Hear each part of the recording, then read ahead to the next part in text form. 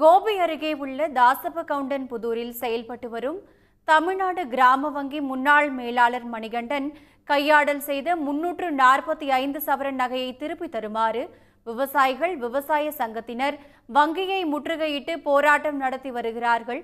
இதுகுறித்து மேலும் விவரங்களை வழங்குவதற்காக இணைகிறார் செய்தியாளர் ரமேஷ். விவரம் என்ன? நிச்சயமாக கோபி அருகே உள்ள தாசப்பகவுண்டன் புதூரில் தமிழ்நாடு கிராம வங்கி கடந்த சில ஆண்டுகளாக செயல்பட்டு வருகிறது. இந்த வங்கியில் கடந்த 2021 ஆண்டு முதல் 2022 ஆண்டு வரை அப்பகுதியை சேர்ந்த 20க்கும் மேற்பட்ட விவசாயிகள் மற்றும் வாடிக்கையாளர்கள் தங்களுடைய அவசர தேவைகள், குறிப்பாக திருமணம், இடம் வாங்குதல், வீடு கட்டுதல் போன்ற பல்வேறு காரணங்களுக்காக 345 சவரன் நகையை இந்த வங்கி அடமானமாக வைத்து பணம் கடனாக பெற்றுள்ளனர். இந்நிலையில் 2022 ஆண்டு தாங்கள் பெற்ற கடனை திரும்ப செலுத்திவிட்டு நகையை கேட்ட பொழுதுதான் அவர்களுக்கு ஒரு பெரிய அதிர்ச்சி காத்திருந்தது. அந்த வங்கியின் மேலாளராக இருந்த அப்போதைய மேலாளர் 2021 மற்றும் 2022 ஆண்டு மேலாளராக இருந்த மணிகண்டன் என்பவர் வாடிக்கையாளர்கள் அடமானம் வைத்திருந்த 345 சவரன் நகையை வங்கியிலிருந்து கையாடல் அதாவது திருடி கொண்டு எடுத்து சென்று விட்டதாகவும் குற்றம் சாட்டுகிறார்கள்.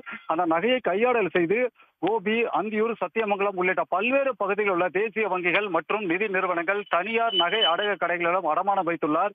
பல லட்சம் ரூபாய் அந்த நகை அடமானம் வைத்து பெற்ற தொகை ஆன்லைன் சூதாட்டத்தில் இழந்து விட்டதாகவும் கூறப்படுகிறது. இது நகையை மீட்க சென்ற விவசாயிகளுக்கும் வாடிக்கையாளர்களுக்கும் இந்த தகவல் அதிர்ச்சியாக இருந்த நிலையில் தாங்கள் நகையை மீட்டு தருமாறு ஈரோடு மாவட்ட குற்றப்பிரிவு காவல் நிலையத்தில் புகார் அளித்தனர்.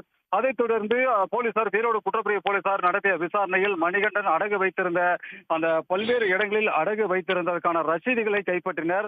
அந்த ரசீதுகளின் அடிப்படையில் கோபி, அந்தியூர், சத்தியமங்கலம் உள்ளிட்ட பகுதியில் இருந்த நகை அடகு கடைகள் தன் தேசியமயமாக்கப்பட்ட வங்கிகளில் அடகு வைக்கப்பட்டிருந்த 258 சவரன் நகைகளை மட்டுமே மீட்டு ஈரோட்டில் உள்ள குற்றவியல் நீதித்துறை நடுவர் எண் 2 ஒப்படைத்தனர். இதற்கிடையே நகைகள் ஓரளவு மீட்கப்பட்டதால் தங்கள் நகைகள் கிடைத்துவிடும் என இந்த வாடிக்கையாளர்கள் காத்திருந்த நிலைமையில் மேலும் ஒரு அதிர்ச்சி அவர்களுக்கு காத்திருந்தது. அதாவது அந்த நகைகள் மணிகண்டன் அடகு வைத்திருந்த அந்த வங்கிகளும் தனியார் நிதி நிறுவனங்களும் சேர்ந்து தாங்கள் அந்த நகைகளுக்கு உரிய பணத்தை கொடுத்து விட்டதாகவும் அந்த நகைகள் தங்கள் வங்கிக்கே சொந்தம் என கூறி அவர்களும் வழக்கு தொடர்ந்தனர். இதனால் கடந்த 3 ஆண்டுகளாக அந்த நகையை வாடிக்கையாளர்கள் மீட்க முடியாத நிலை ஏற்பட்டுள்ளது.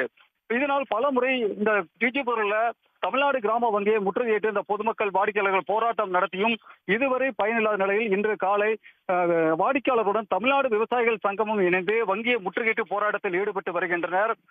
இந்த அங்கு போலீசார் பாதுகாப்பு பணியில் ஈடுபடுத்தப்பட்டிருந்தாலும் தங்கள் நகையை மீட்கும் வரை, அதாவது தங்களுக்கு நகைகள் திரும்ப கிடைக்கும் வரை போராட்டத்தை கைவிடப் போவதில்லை என கூறி போராட்டத்தில் ஈடுபட்டு வருகின்றனர். இதற்கிடையே போராட்டத்தில் ஈடுபட்டவர்களை சமாதானம் செய்வதற்காக தமிழ்நாடு கிராம வங்கியின் கோவை மண்டல அலுவலகத்திலிருந்தும் அதிகாரிகள் வருகை தந்து அவருடன் பேச்சுவார்த்தை நடத்தினர்.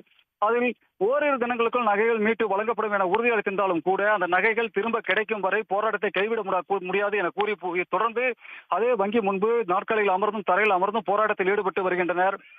கிராமப்புறங்களில் தேசியமயமாக்கப்பட்ட வங்கிகளிட இதுபோன்ற கிராமப்புற வங்கிகளே மக்களுக்கு எளிய முறையில் சேவை வழங்கும் என்பதற்காக தொடங்கப்பட்ட இந்த வங்கியில் பகுதி விவசாயிகள் வைத்த 345 சவரன் நகை வங்கி மேலாளரே கையாடல் செய்துள்ள சம்பவம், அந்த நகையை திரும்ப பெற முடியாமல் ஒவ்வொரு நாளும் இந்த பகுதி விவசாயிகளும் வாடிக்கையாளரும் போராட்டம் நடத்தி வருவது பெரும் அதிர்ச்சியும் ஏற்படுத்தியுள்ளது. ரமேஷ், உங்கள் கூடுதல் விவரங்களுக்கு நன்றி. உடனுக்குடன் செய்திகளை தெரிந்து கொள்ள சன் நியூஸ் பெல் ஐகானை கிளிக் பண்ணுங்க.